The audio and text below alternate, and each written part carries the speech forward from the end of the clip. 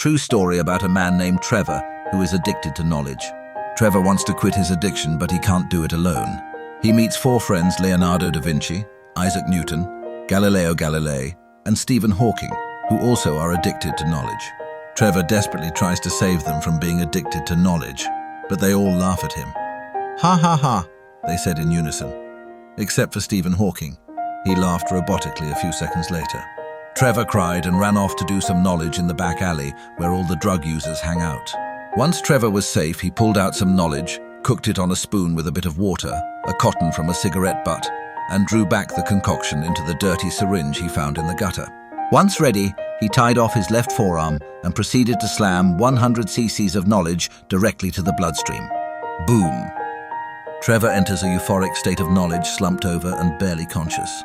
One of the alleyway drug users, who happened to look and act exactly like Nicholas Copernicus, saw Trevor just slam knowledge into his arm intravenously.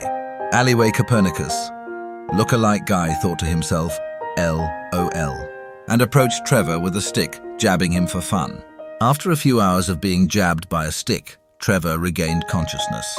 He snatched Hood Copernicus's stick and broke it. Trevor felt invincible.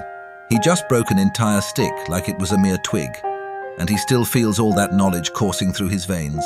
One of the side effects of using knowledge is a false sense of confidence. Trevor was dancing to no music for like 5 minutes. Then he started to harmonize. He began clapping his hands, tapping on his knees, and start singing a song he literally just made up in his head. Trevor asked Copernicus, "Yo, you know this song or what?" Trevor starts flowing a rap about knowledge, yo. Physiophilosophy is the policy. Understand the natural world as a unified system of interconnected relationships, or I will lay the clips slime. The guy who might be Copernicus handed Trevor $3 in change, I guess, as a tip or something. But what was this? Every single coin was stuck together by some mysterious sticky gunk. Trevor exclaimed, "Why Copernicus? How you just gonna hand me this dookie ball of change, huh?" Trevor thought, fucking gross now. Some of it's on my hands, great. Trevor sat there in disbelief, wanting to pull the blicky and Swiss cheese this hoe-ass bitch. Trevor regained some patience and began to think what the ball of change sticky with. Is it made out of sweat? Is it made out of feces? Did someone spill soda in the cup holder of their car where loose change was? Or is it made out of someone's jizz? Or maybe, boom. Trevor had the most enlightening moment of his life and said I shouldn't give a shit because this gross-ass ball of change is still worth $3 and I'm better off not knowing what the disgusting gunk is made out of. Then the dope fiend version of Copernicus said some tweaker shit like, to know that we know what we know and to know that we do not know what we do not know, that is true knowledge. He then materialized into the heliocentric model, killing him instantly. Trevor didn't question or give a shit how or why a man went from an organic being into a science fair model. Trevor's addiction to knowledge has been cured. Trevor's addiction to knowledge was officially cured. Trevor wasn't humble about this at all. He would made fun of Leonardo da Vinci, Isaac Newton, Galileo Galilei, and Stephen Hawking for still being on knowledge. It made them all furious.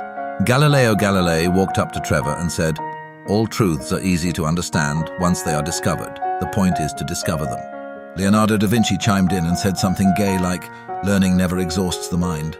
About 5 minutes passed before Isaac Newton started rambling nonsense and said, "I do not know what I may appear to the world, but as to myself, I seem to have been only like a boy playing on the seashore, and diverting myself in now and then, finding a smoother pebble or a prettier shell than ordinary, whilst the great ocean of truth lies before me altogether unknown."